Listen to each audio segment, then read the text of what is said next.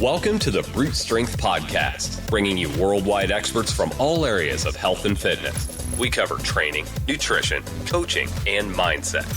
Welcome your host, strength and conditioning coach, 2012 and 2013 CrossFit Games champ, Michael Cazue. Mind, body, brute. Hello and welcome back.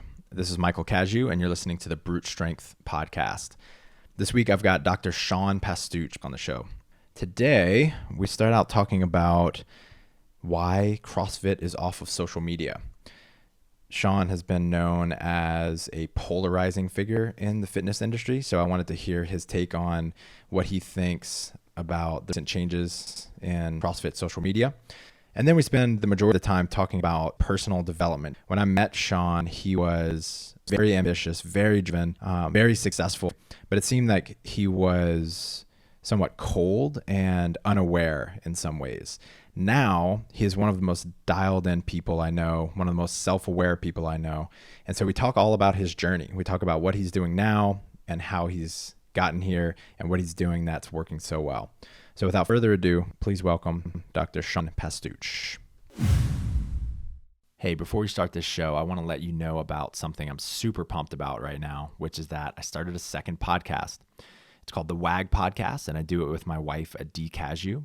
And the reason that we started this second show is because over the past few years, I've had the opportunity to interview some of the best and brightest in the health and fitness space, from New York Times bestselling authors to Olympians and CrossFit Games athletes to NFL coaches to sports psychologists, you name it, a lot of the best and the brightest. And I have also interviewed my wife, Adi, 6 or 7 times. And without fail, the episodes that get the most engagement in terms of direct messages or mentions on social media or emails are all the ones that I do with her. And I think it has something to do with the authenticity of the conversations, the fact that we know each other a little bit better and can pull stories out of the other. And so we decided that we were going to start a second show. And the format is each episode is 20 to 30 minutes on a single topic with actionable steps after each. We talk about nutrition, personal development, mindset, and fitness. And so far, the response has been incredible. So if you're interested in the conversations that we've had on this show, I know you will love that one. So go check it out. Let me know what you think. Let's get into this episode. Dr. Pastuch, what's up, brother? Oh, just another day in paradise, Mr. Cazue. Love it, man. So a few days ago, we had a bomb dropped on us. CrossFit is off of social media. Mm-hmm. And I like to get into offensive territory, political incorrectness with you.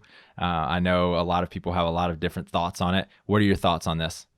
Well, so I teach the coaches who we work with at Active Life not to think of it as social media, but to think of it as business media. Because people on there who are using it as business media are going to take advantage. And I say this in the most endearing way, right? They're going to monetize the people who are thinking of it as something social.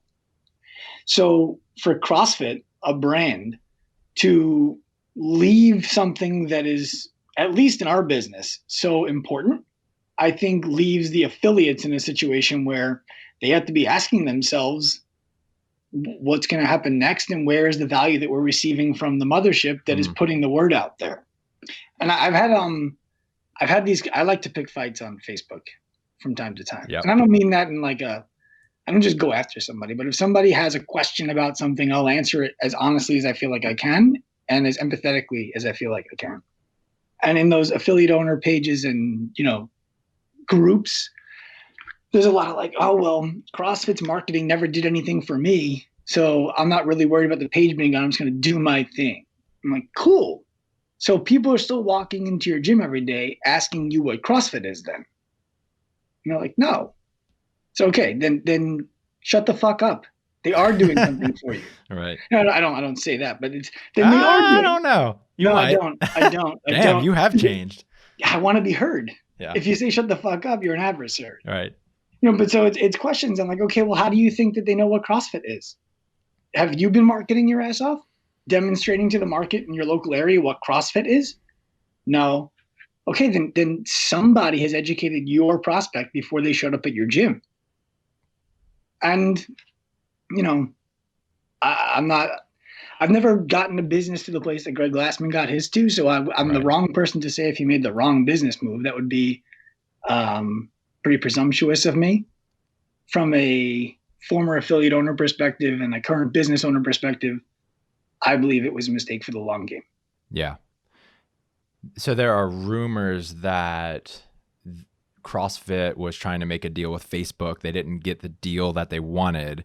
And so this was the retaliation. I don't pretend to know anything about those rumors.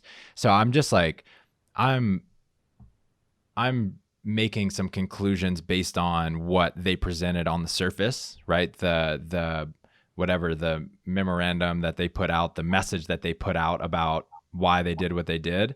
And it was really just legal jargon. But I really, at least to some extent, I wholeheartedly believe with, or I wholeheartedly agree with the reasoning in that Facebook is deciding what can and can't be on their platform all of a sudden in the past like few years.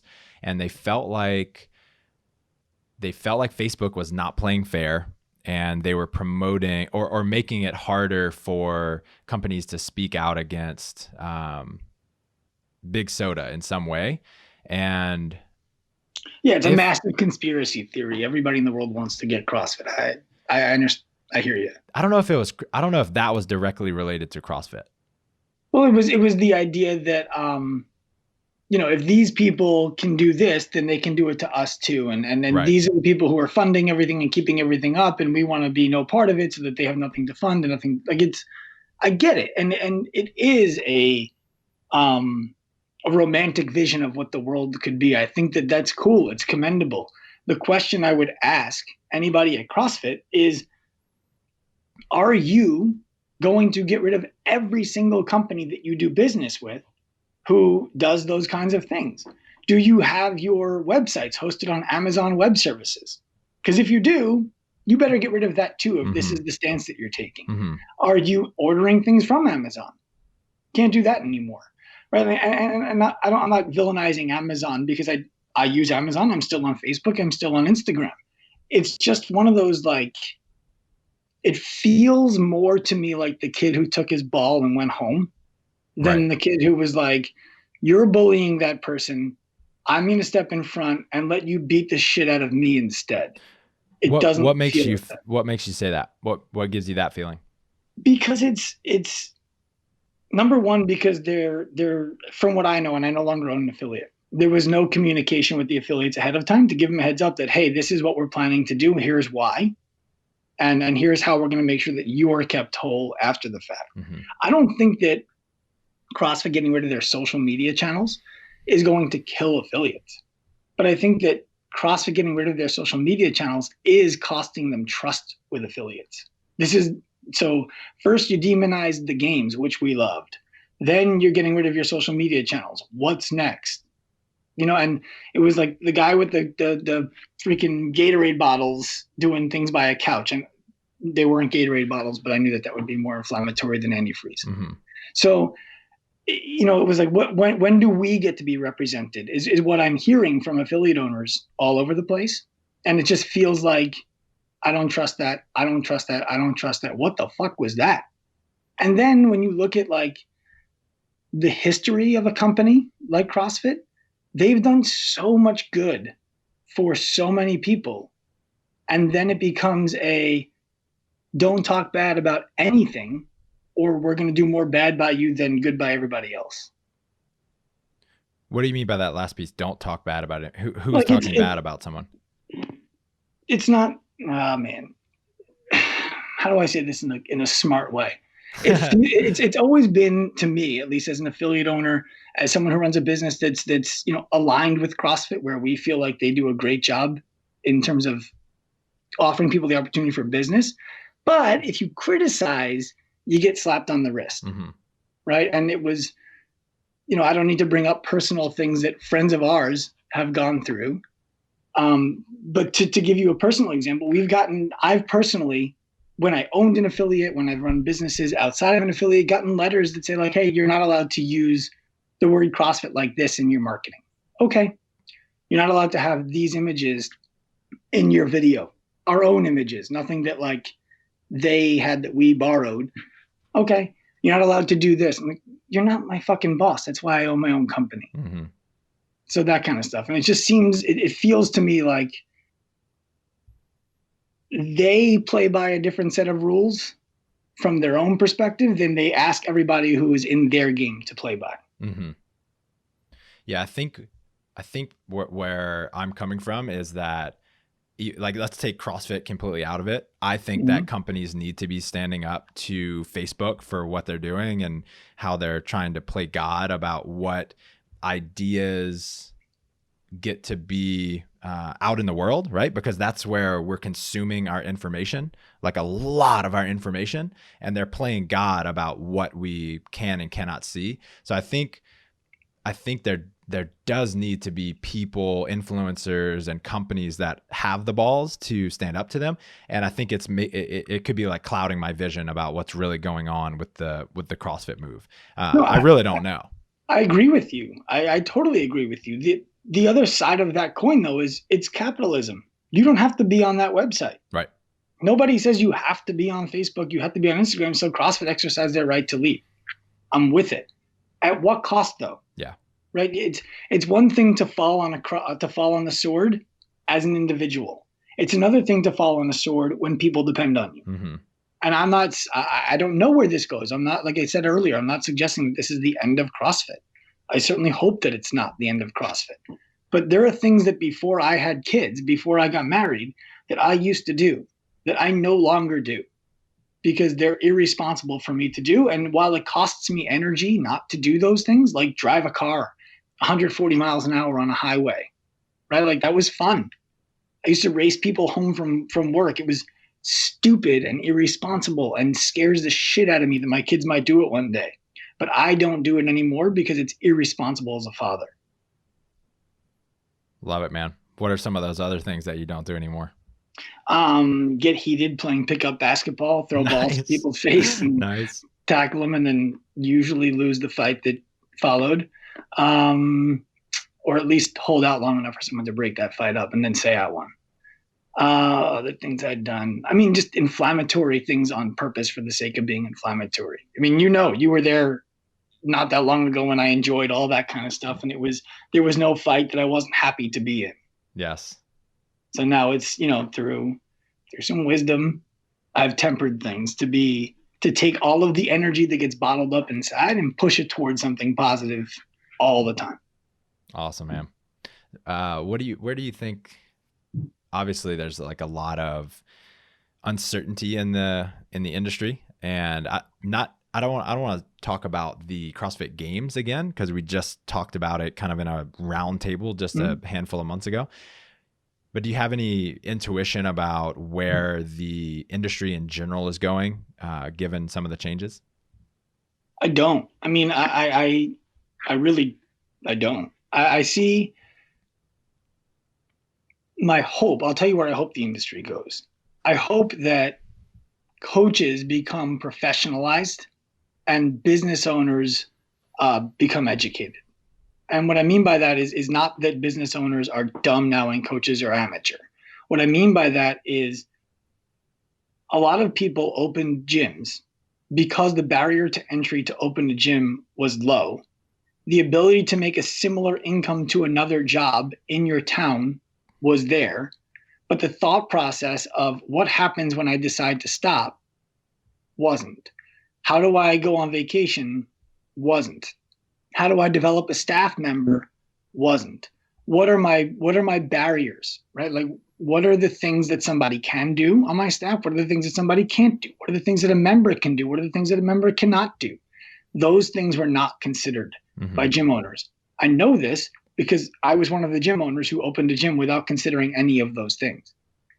And then from the coach perspective, most of the coaches are people who joined a gym, never wanted to be coaches professionally, fell in love with the methodology, fell in love with their community, became leaders within that facility. And then we're like, hey, do you want to coach some classes? Sure. And now what happens is people think $150, which is about average for a CrossFit gym across the US, is expensive. People think that's expensive. The reason that they think that's expensive is because they're not getting the level of coaching that they expect to get for that kind of money. So they're not changing as much as they should be changing. At the same time, the gyms are not making any money. So the gym owners are struggling. The coaches are just there as a hobby because they love the place. And now what happens is it's, in my opinion, the best group fitness model out there. But there's a price cap on what you can charge for it. And there's a price cap on what you can pay for it. And those things are both problematic. So my hope is that gym owners start to think more in the line of, I'm a business owner, not a coach. Mm-hmm. And then coaches think of, I'm a coach, not a hobbyist. And how do you think this is going to change? How do you see that? How do you see it moving in that direction? I already see some natural attrition where the people who are thinking that way are eating up the competition local to them who is not. Mm-hmm. You know, when I talk to gym owners on Instagram and coaches on Instagram, the biggest issue that they run into is everybody cares. It's not like these gym owners who are not making money don't give a shit. It's the opposite, and that's their problem. It's that they care about people so much that they forget that empathy includes charging them for something. Mm-hmm. And what I'm starting to see is that those people are just deciding, I've had enough of this. They're only hanging on because they feel bad letting down the coaches who enjoy coaching, the members who enjoy the community. And they're like, I'll do this for another 6 months. Hopefully something changes. Right. And then it'll look bad for giving up, right? Of course, nobody nobody wants to feel like they failed, and right. that's totally understandable. And you know, I put posts up recently on the Active Life Professional page talking about, like, you opened a fitness business for the money. Get over it. It's a business.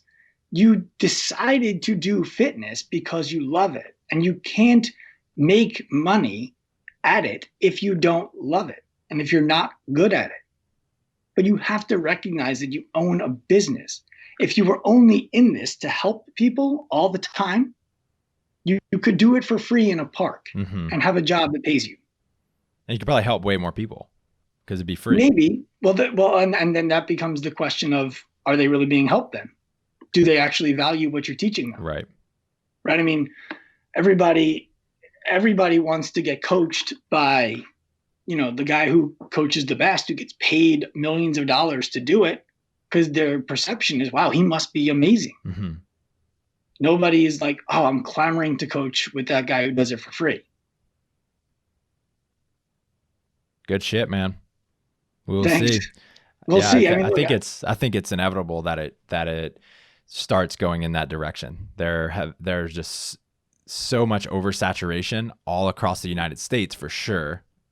And there has to be an evolution of business owners. Even if there was an oversaturation, I just know that there are just so many business owners that are just kind of scrounging by, just like barely making it through life. And in the first couple years, it's new and it's fun and it's exciting and people can just hang on and they think that they can do that for the rest of their lives. And then year 3, 4, 5 starts to set in and they're like, I'm over this. Right. And so they have to have systems. They have to be connected to why they're doing it in the first place. And they have to be focused on all of the things that you're talking about. Yeah. When I opened my gym, it was because I loved fitness and I loved treating patients. So I had a clinic attached to a gym. And you do the quick math. Okay. At $170 a month with $5,000 rent and this much utilities and we need 54 members to break even. Okay, that's awesome. And then everybody above 54 is profit. This is fucking amazing. And then you get into business. And it's like, oh, rent goes up every year. Utilities are more than that. I have to buy more toilet paper when I have more members. I ran out of parking spots. People are complaining. I have to go to the city and buy parking spots. My staff got a ticket. I'm going to pay for that. All of these other things start to happen. And then when the romance fades, after year 3 is where that starts to happen. You can still love your business, but they're like, oh, it's not making me that much money, but that's cool because I own a gym and I love it. That fades after 3 years. Now you start thinking about, okay, how do I get members in the door? How do I get the right members in the door? And the problem is you didn't start by figuring out who the members in the door that you wanted were, what problem you were solving for them. So now you have to steer this ship that has a baked-in culture that isn't a business. And you start losing members when you do that. And you have to be able to withstand that storm and then start a new culture all over again. And it's difficult. And you have to really, really, really want it and get educated in order to do that. Where's the best place for people to start if this is like completely earth-shattering and eye-opening to them? Where's a good starting place? If they want to stay in the fitness business, there are a lot of companies out there right now who are educating gym owners on how to do a better job in their gym. Mad Lab, Stu Brower at What the Fuck Gym Talk. I think Bergeron has a program where you can go to his gym and learn and then do stuff online with them. There's a bunch of companies out there teaching people good things. Go learn from one of them. If you want to learn how to help people train without pain and your primary client is that, ain't nobody doing that better than us. But if you're just looking to run a gym that gets people fit and helps them lose 20 pounds, helps them feel good about themselves, that's awesome. Work with one of those companies, invest in your business and pay them to help you. And then just sit back and say, okay, and do what they say. Yeah, a couple other good ones are John Swanson's Factory Forged and Marcus Guerzy's Gym Right. But I think the biggest takeaway here, the biggest takeaway here is like people just need to make a simple mindset shift of being like just thinking that they're just a coach running a gym to an entrepreneur and a business owner and a leader, and to start to take responsibility for building systems into their business, into focusing on a little bit of marketing, looking at the customer experience, focusing on the finances, all of the fundamentals of business. And when you start to take responsibility for that, I think then you're open to mentorship and diving into different resources and all that sort of stuff. So I think gym owners need to ask themselves a question, and that is, how is a company like SoulCycle killing me? They do $36 a class. People take multiple classes a week, and you can't even buy a membership, and they sold to Equinox for like $80 million. It's because their class experience is phenomenal, and they've thought about the business of it. And when you do the math, if someone goes to the gym 12 times a month and sits on a bicycle, they're paying almost $450 a month. That's crazy. CrossFit gyms are not doing that. Now, I'd like to throw out a microcosm that I think every gym owner, coach, member can identify with that will kind of spell out what they need to start thinking like. Do you mind? Absolutely. Go for it. Okay. So you're a coach and someone comes up to you during class and they're like, I'm really frustrated. Like, I'm not getting my muscle up. I can't get my arm through. I'm chicken winging. Whatever. Can you help me with this? Sure. After class, I'll give you a few tips. That's the freebie, right? After class, I'm going to give you a few tips. So after class, coach sticks around for free, gives the client a few tips. The client's like, oh, this is so great. I'm going to work on this. And they work on it for like a week, 2 weeks, 3 weeks, then it flames out because there was no accountability. There was no progression. There was no, regression. They didn't get exactly what they needed. And now what happens? And coaches, this is happening. Members, if you hear this and you recognize it, say it to your coach. 5 months later, 6 months later, that member still doesn't have that muscle up. And that member does not want to go back to the coach to ask for help again because they feel as though they failed the coach when they asked for advice last time. That starts to spill over into class. Now they don't want to ask for help with anything that they start to feel like they're not good enough at, they stop asking for help with. Coach would be more than happy to help again and for free. It just wouldn't be effective because it wasn't effective the first time. If coach had gone to that member and said, I would love to help you with your muscle ups, it would be a mistake for me to just give you some quick tips after class for free, because I don't know enough about the way that you move, enough about what your training has been like outside of class, enough about, what your diet looks like, what your sleep looks like, what your goals look like, how often you're willing to work on this. So what I really like to do is sit down with you, go through all of this in a consult, perform an assessment on you, and then come up with a really clear and concise pathway for you to get not a muscle up, but to have muscle ups. Are you open to that? If the member says no, they don't want a muscle up that bad, move on. And if they say yes, well, then you have to charge for that. And that's a microcosm of the entire business. And you have to charge for that because you only have so much time in the day, right? And you can't be meeting with 50 people for 1 hour every single week on top of all of the classes that you're already coaching. Yeah, not to mention, whether you realize it or not, there's a subconscious level of interest when somebody is paying you, of debt to somebody who has paid you. We have, people give me a hard time about this all the time. Like, you're just money hungry. It's not about money. Maybe they don't have the money to pay you and you don't want them to make it uncomfortable and pay you with what they don't have. So I have a policy at Active Life where I have, I want to say like 6 clients now, myself. I don't put these onto my staff. I take them myself, who can't afford what we do. Okay. The deal we make is I will help you for free, money-wise. But your price is you have to donate 2 hours per week of charity work and document it and send me the documentation. And then I will work with you at no cost, because it can't be free. It just doesn't have to cost you money.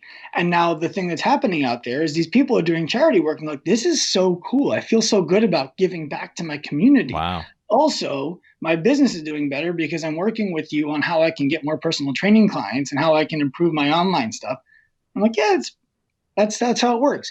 Part of the deal is, as soon as they can afford it, they have to pay money for it or they lose it. And they can't hire another coach and keep working with me at no cost.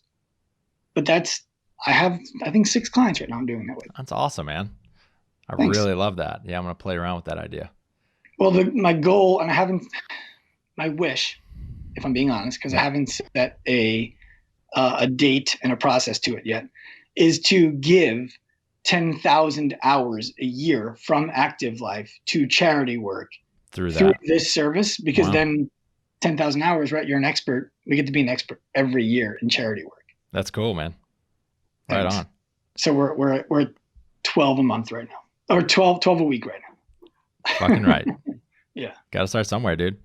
Yeah. So I want to segue into kind of your personal development journey a little bit, because when I met you, you were, on one hand, you were a very ambitious and driven, just typical like East Coaster.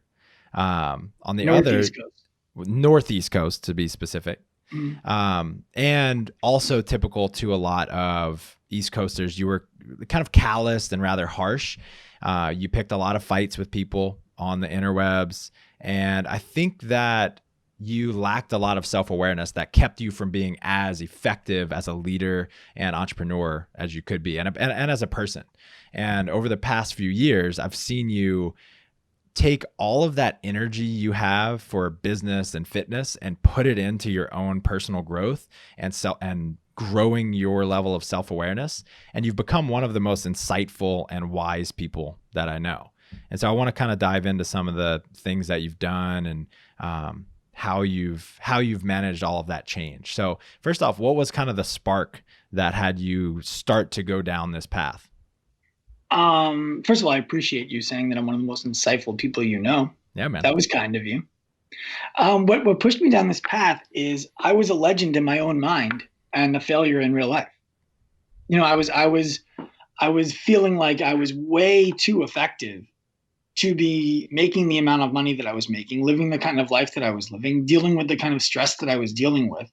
And instead of looking at myself and saying, what could you do better? I was looking at the world and blaming it for not recognizing my greatness. Right. And it was like, no, fuck you. You don't think I know what's going on? Fine. Go work with somebody else. We'll see what happens. And when you come back, I'll charge you double. As opposed to, no. I can't let you go work with somebody else because I really want to help you.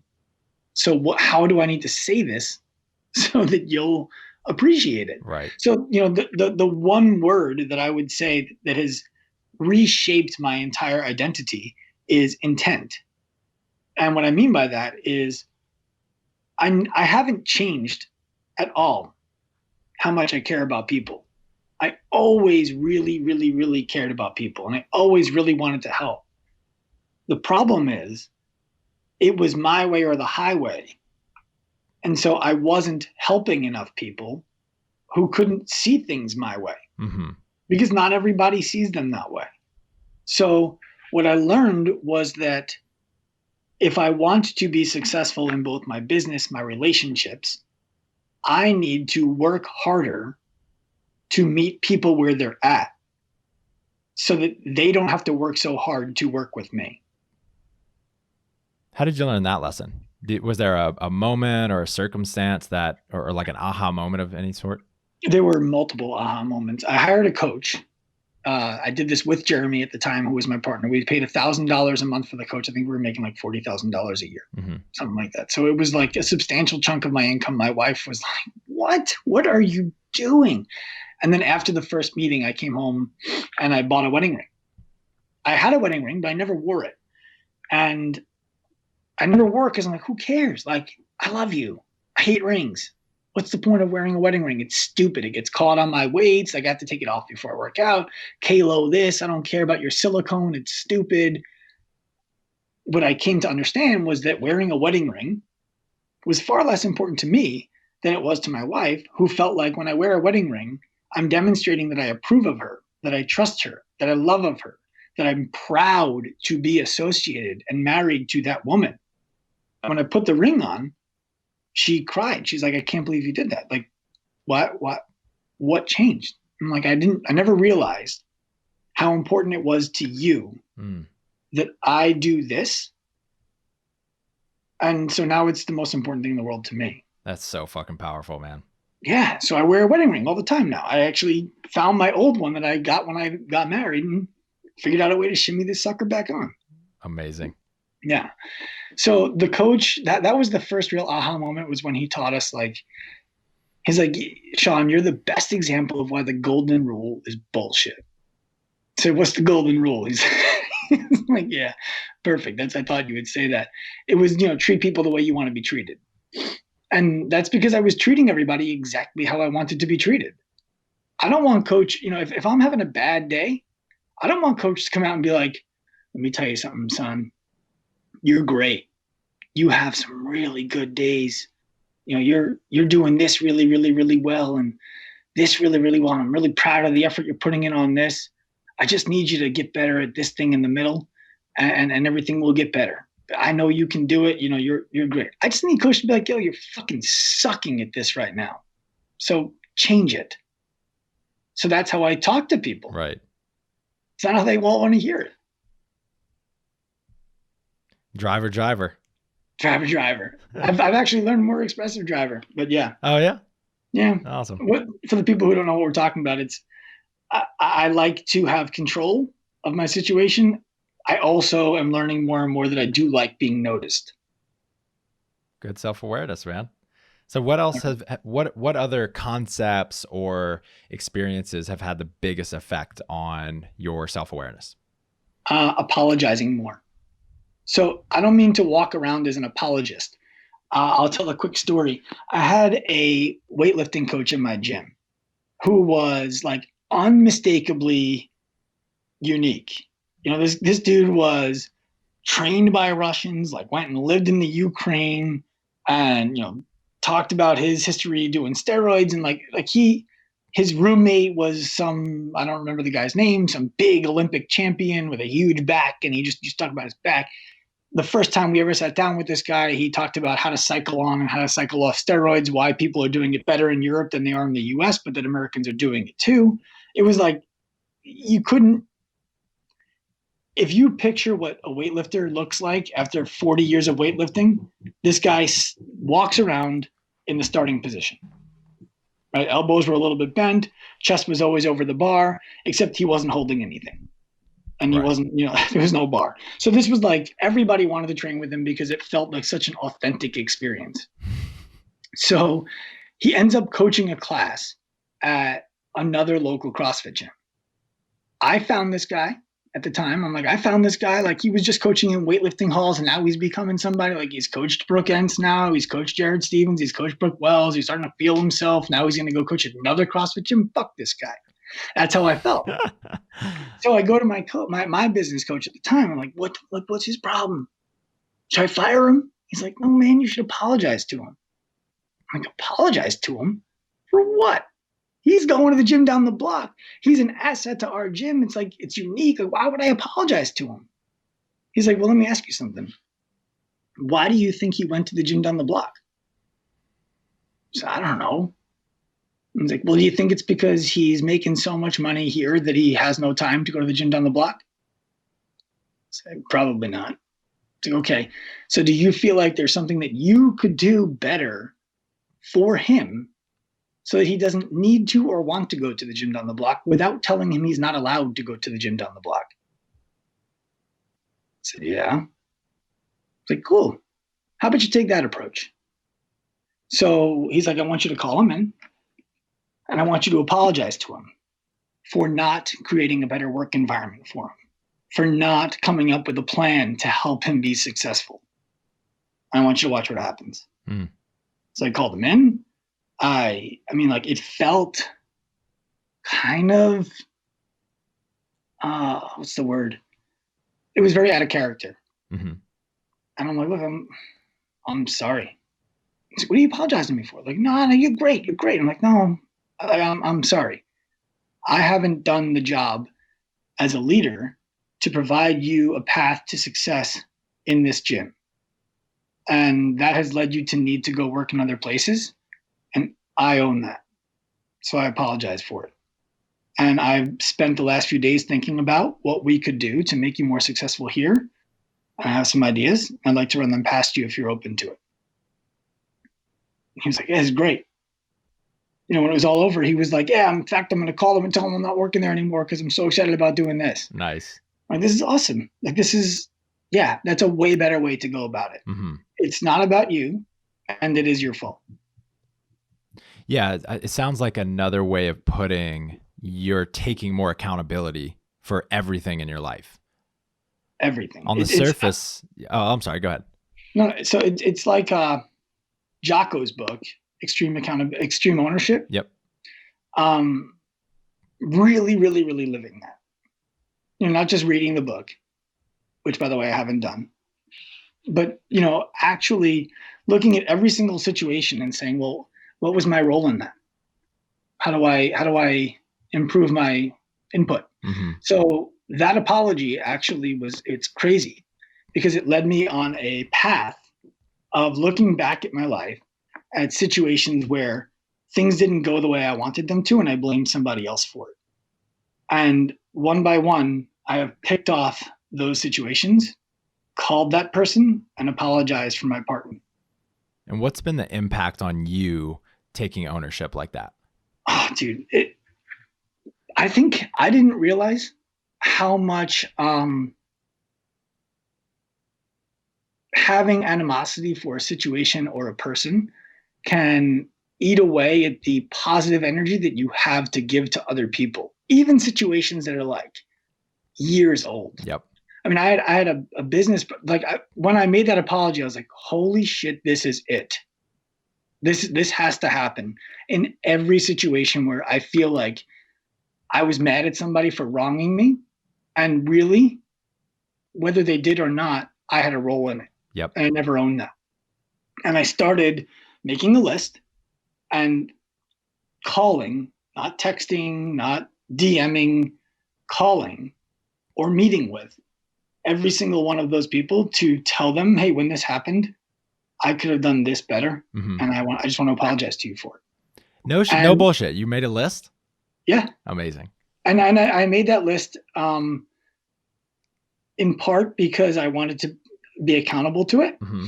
And in part because I had, my ex-business partner, who was a good friend of mine growing up. We had a nasty split, unfortunately, in our business.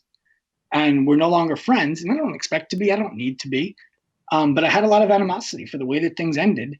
And I never paid attention to what I could have done better. It was just, fuck that guy. He did this to me. Yep. As opposed to, these were the opportunities that I had to do better by him. And he was the last apology on the list because he was the hardest one.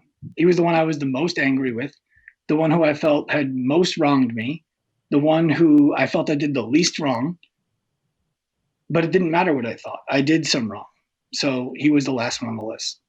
This is massive, man. I don't know if you know this, but that what you just described are the 4th and 9th steps in Alcoholics Anonymous. So we make a list of all of our resentments in I think it's step 4. And then within that step, we find our part in every situation. And the hard part, whether you're an Alcoholics Anonymous or you're just, an average Joe, the hard part is when we feel like someone else contributed to over 50% of the issue, right? And we start playing this percentage game in our head, whether we're conscious of it or not. And one of the most useful concepts I've learned in the past few years is that the goal is just to take 100% of our part, and the rest of it's outside of our control, right? If we can take 100% outside, 100% of our, 100% accountability for our part, then we're able to let go of that story in our heads and we get all of that energy back. It is just so massive. It is so massive. There's a demonstration that you can find like on YouTube or Instagram, anywhere, where this guy has like a domino and he knocks it down and the next domino is like double the size or whatever, like the exponential growth of the size that the next domino could possibly knock down. And the math on it is something like, guys, if you're listening to this, no hate, please. I don't know exactly the math on it. But it starts with a really, really, really small domino, like smaller than your standard domino. And 27 dominoes later, it's the Empire State Building. So you might think that your role was 1%. I just did one fucking thing. It could have been that first domino. Mm-hmm. And now you're knocking down the Empire State Building 27 dominoes later. Right. You have no idea how big of an impact you have on different relationships. Totally. Yeah. Incredible exercise. Write down your resentments, write down your part in them, and make amends. And then after that first go round, the goal is just to promptly make amends for mistakes that you make and conversations that didn't go the way you wanted to. And it's just an incredible feeling, not feeling any sort of shame in your life for harm you've caused and not having these things weigh you down, just knowing that you've treated someone poorly out there. Well, it becomes you, because, and if you're going to do this, by the way, there's no reason for you to apologize to the hardest person first. Right. Like, do it like a workout program. Start with the easy one. Hey, honey, I'm sorry about that thing I did yesterday. I didn't need to say it like that. That's easy. Now work your way up to the bigger apologies. Maybe a bigger apology to your significant other than the one you're giving them for yesterday in time. Whatever it is, you'll get to those big apologies and they won't be as difficult because that relationship tension that you feel inside, it goes down every single time that you do it. And now you have to do something exponentially larger to generate that same effect. So what ends up happening is, I can give you another example. In the moment with my wife, she was, the baby had just been born, she was still pregnant. She's like 6 months pregnant and she wanted to get on an exercise program. She hadn't been working out. And I'm like, all right, well, why don't you talk to BirthFit? They have great stuff. I really like them.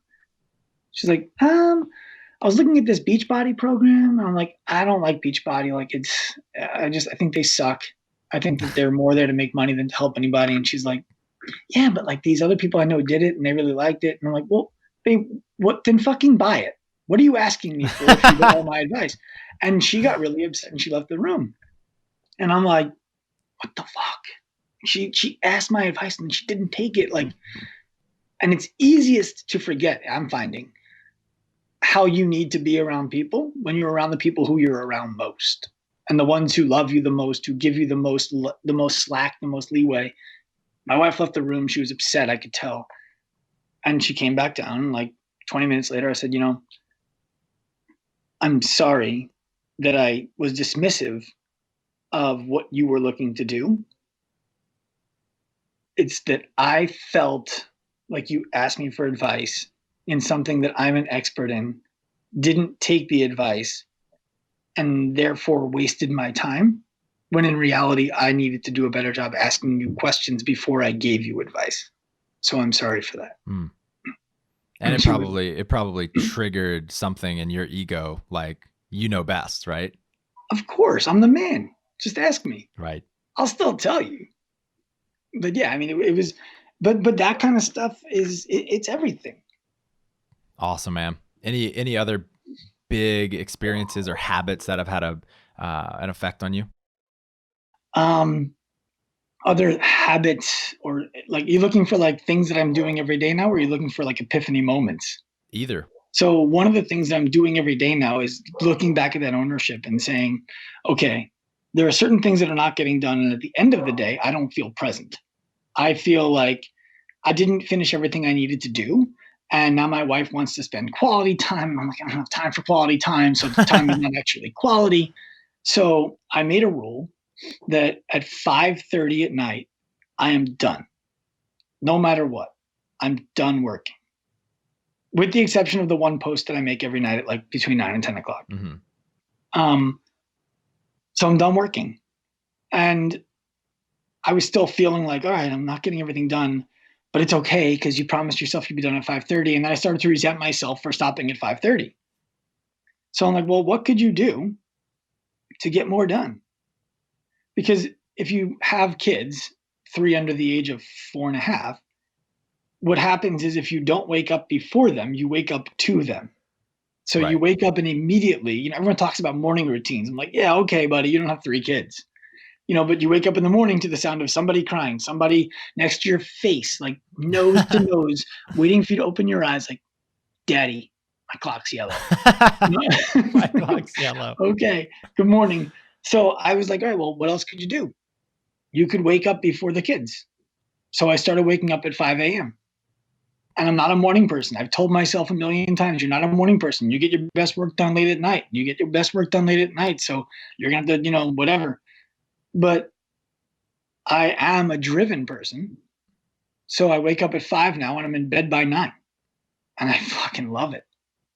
Amazing. And that's been huge. And at the end of the day, I feel great. I got everything done. Everything is scheduled. Everything is planned. I'm present for the things I'm supposed to be doing. My father schedules lunch with me through my assistant so that I can be present during lunch. I have to be to that level of discipline for myself, or everything goes back to old Sean. Right. Yeah, I couldn't agree more, man. That's awesome. It's really inspiring, actually, to see how ambitious you are and to see you holding that boundary for yourself and your family.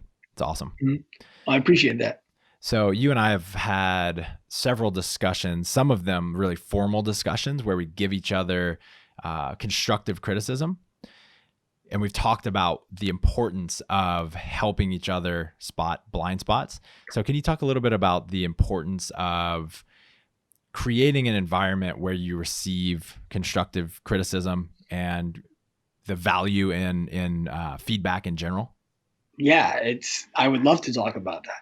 So what Mike is talking about is we do an exercise that we've done in the past at brew camps, where we ask people to text somebody something that they do great and something that they need to improve on. That's not the language that we use, but that's what we do. That's the gist of it. Yeah. And so Mike was interested in doing it with me in a much more formal way, where we talked for like 30 minutes. And I love that because it's an opportunity to just let your guard down and let somebody else tell you everything about you that is great, which feels awesome. And then, or before, tell you everything about you that you need to improve upon, which doesn't feel good. And it's necessary.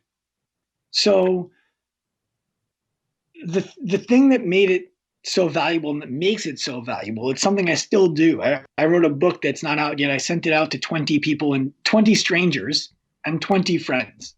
to ask their advice. The reason I did it that way is I wanted the 20 people who knew me and would be likely to tell me the truth, and the people who didn't know me, who were going to kiss my ass, make me feel good about all the stuff that the people who told me the truth about made me feel crappy about. That was intentional. Right.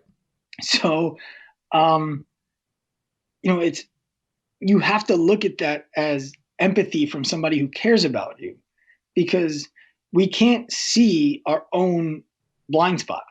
So our blind spot could be the thing that's holding us back. And if it's a thing that's holding us back and somebody is willing to tell us it, then it can propel us forward, even if it makes us feel like crap in the moment. Mm-hmm. I was at a mastermind with one of my recent mentors, Jesse Itzler, at his house. And there was a woman there named Jessie Golden, who would be a phenomenal interview for you, by the way.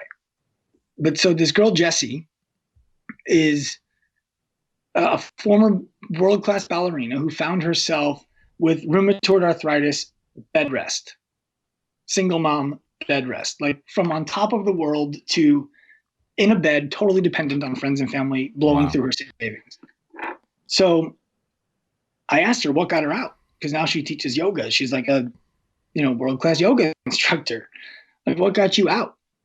She's like, a friend told me that I was speaking my condition, that I was owning the fact that I was this thing, and a friend sparked me getting out of it. And I started thinking, and it's like the invisible gorilla experiment, where if you're looking for it, you see it. I started having conversations with more and more Just and more Google, people. guys, Google invisible gorilla experiment. You'll see what he means. It's a very famous experiment. I started having conversations with more and more successful people who I knew, and started asking them, like, what was the catalyst for you to change that? Oh, someone told me the truth. And it kept on being the thing. So to have a formal conversation where you ask somebody objectively or subjectively to tell you their truth about you, what could be more powerful? Yep. So I just had my first, what's called a 360 interview. It's something that's super common for like the highest level executives in the world to do with their business coaches.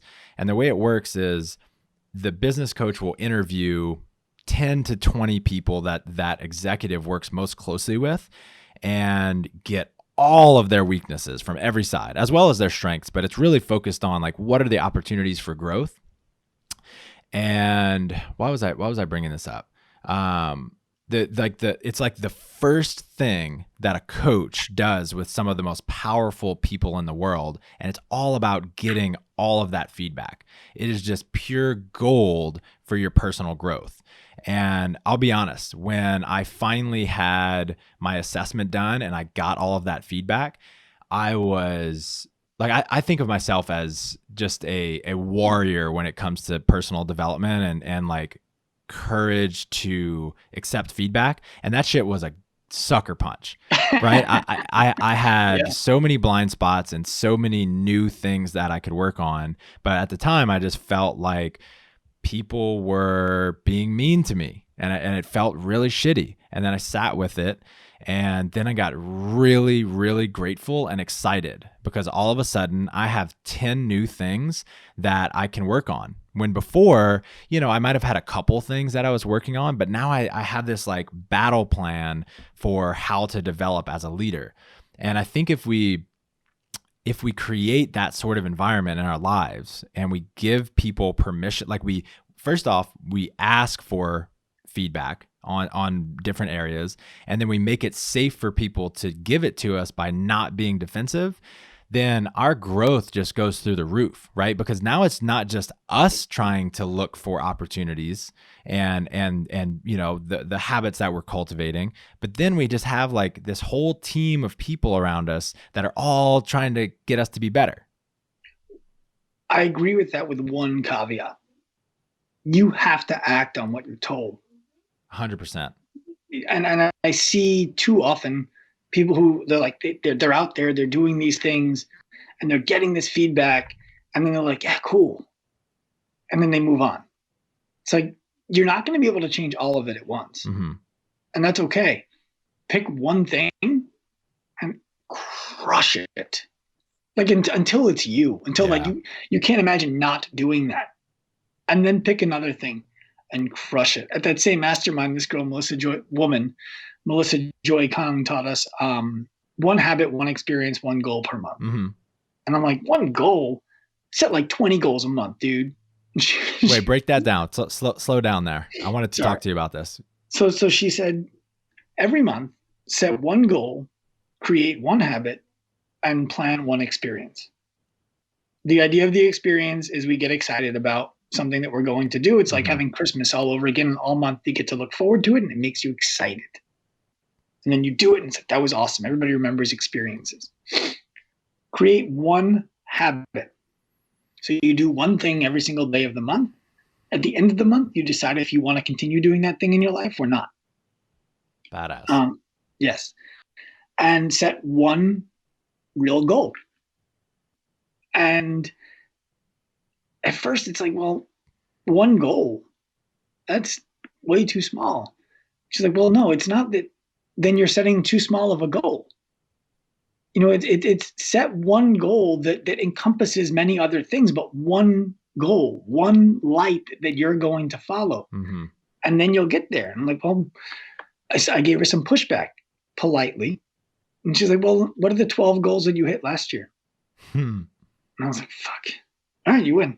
Like, I didn't have 12 objective goals that I hit the year before. You know, I did things. I accomplished things the year before, but I didn't have 12 specific things I set out to do. Right. So now it's every month. There's one habit, one experience, one goal. Awesome. So you already mentioned masterminds as well.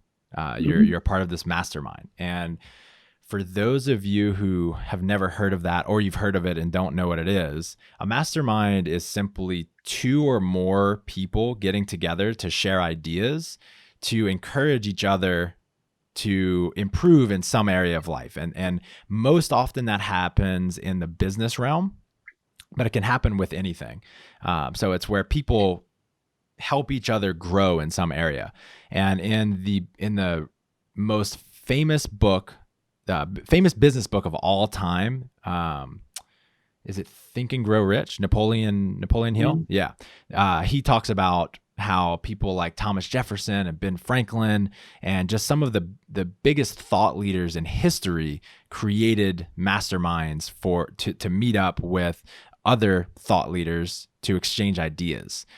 So Sean, talk about the benefit that you've gotten from masterminds a little bit. So I remember when I first started thinking about masterminds, and it was with you. We were in New Orleans for the second boot camp. And you were talking about this group that you went to that was called the 25K group.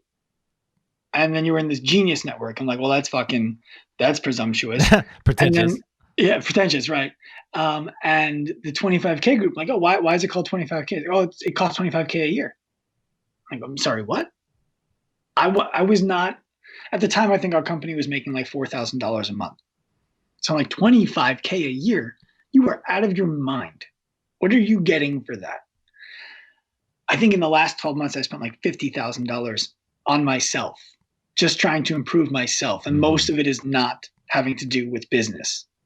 So the value of going to masterminds, if you're at the right mastermind, right, is that you're surrounded by people who have already solved the problems that are just blocking you from having your success in their life and or in their business.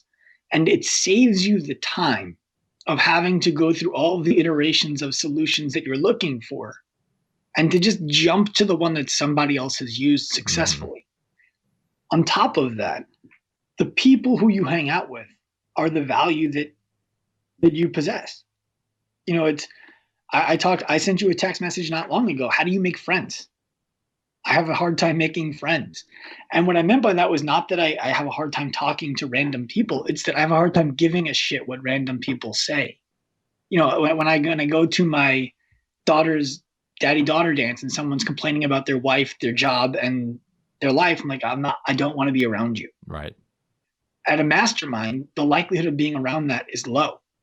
And now what happens is you leave with if you contribute value and you don't just go be a taker, you leave with a phone full of contacts who you can reach out to and be like, hey, I'm struggling with this thing right now. What are your thoughts? Mm-hmm. And they can shoot you a quick text or schedule a time to get on the phone with you to help you solve your problem because they know that you would do the same for them. Yep.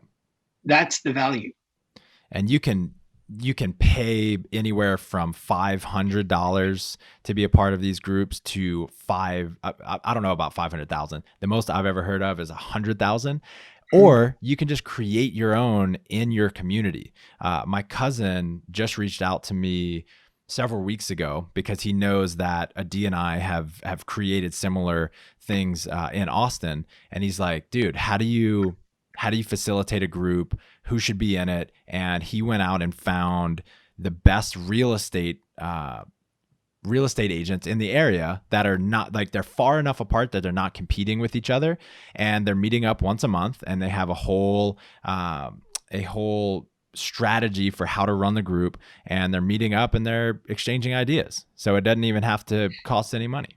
Well, and that's the other thing too. You said something there that I think people will hang on, that I want to make sure they don't, because I don't think you would have intended them to. Mm-hmm. Even if those realtors were competing with each other, one of them can't represent every house. And if you could be in the same market looking for a different population. Right. WAG isn't looking for the same nutrition client that IN3 is, or that Own Your Eating is. They're different companies looking for different people to solve the same problem. Exactly.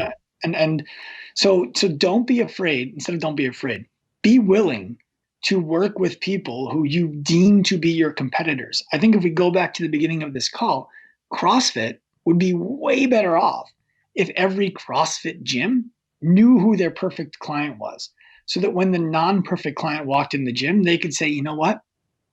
CrossFit's right for you, just not here. There's a gym that's about a mile away. You're going to take this road south and you're going to take that road east and just head about 3/4 of a mile. Ask for Nicole when you get there. Tell her Sean sent you. You're perfect for them. That would be a market where now all of a sudden every gym could charge more money and do a better job because we weren't afraid of our competition. We were friends with them because they serve a different market within the same or the different population within the same market. Love it, brother. This has been phenomenal. I want to be respectful of your time and of mine. Let's get out of here. All right. Where can people find you? Everywhere. So, all right, that's great, guys. Peace. ActiveLifeRX.com. We're about to launch ActiveLifeProfessional.com. But really, if you look up ActiveLifeRX anywhere, you can find me, or Dr. Sean Pastuch on Instagram. Amazing, man. And in closing, I just want to acknowledge you for the person that you are and the stand that you're taking in the fitness space. You are inspiring the hell out of a lot of coaches and gym owners in a way that's not being done out there. And you're doing it ethically, and you're teaching people to live better lives. So thank you, man. My pleasure. I appreciate you saying that. I'll be honest with you. When you don't see the likes go up on those posts, It's like, oh man, like why aren't people fucking driven on this? But yeah, it's worth it. So I'm gonna keep doing it. It's all the algorithm, bro. Yeah, they're fucking you. Later, man. See ya. This episode is finished, but your training journey continues. Head over to brutestrengthtraining.com/SSW and grab your free pack of 32 accessory workouts that you can incorporate into your training and start improving your strength immediately. That's brutestrengthtraining.com/SSW.